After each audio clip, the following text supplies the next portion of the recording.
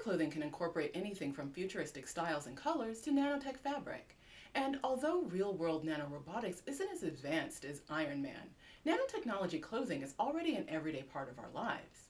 So, if I want to envision nanotechnology clothing for my Drifting Amalgams universe, what real-life options can I build upon?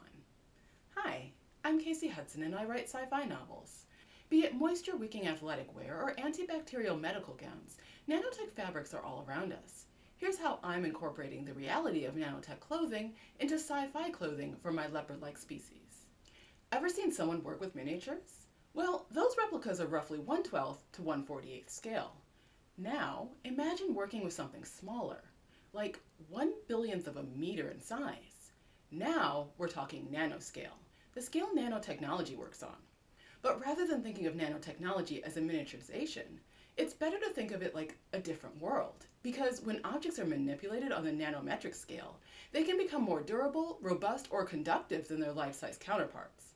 And when talking about clothing, the micro and macro combine in useful ways.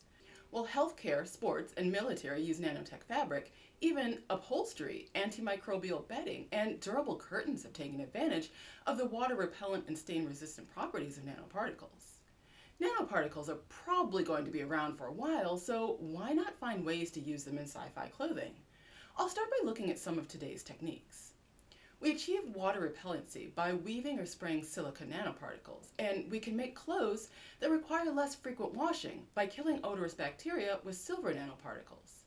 Add copper for a protective layer that breaks down food and dirt when exposed to heat or sunlight.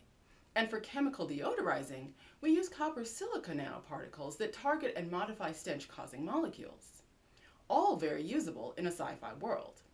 My Pentaparty species' native planet has a fair amount of freshwater sources, so having water-repellent clothing will be helpful. And many Pentaparty cultures spend a lot of time outdoors, so stain resistance is a must. However, Pentaparty and their planet mates Tadare Bray use smell for vital sensory input, so I'll ditch the odor guard. Real-world nanotechnology clothing commonly has UV protection, enhanced comfort and breathability. Though the red dwarf star of the Pentaparty's planet won't require much UV protection, they'll need it when traveling to other planets, so I'll make UV protection standard for off-world gear. And who doesn't like increased comfort and breathability? I'll go ahead and duplicate these two characteristics as well. I don't want to stop at just basic fabric manipulation though. And, as it turns out, neither did real-world scientists. Smart fabrics combine clothing and wearable technology. Nanosensors in smart textiles can detect changes in temperature, humidity, and pressure, and they can be used in health monitoring garments. Similarly, energy harvesting fabrics convert ambient energy, either solar or body heat, into usable electrical power for wearable devices. Now, we're really getting somewhere. This means that not only can I borrow the properties of nanoparticles, but I can incorporate electrical devices, including nanorobots.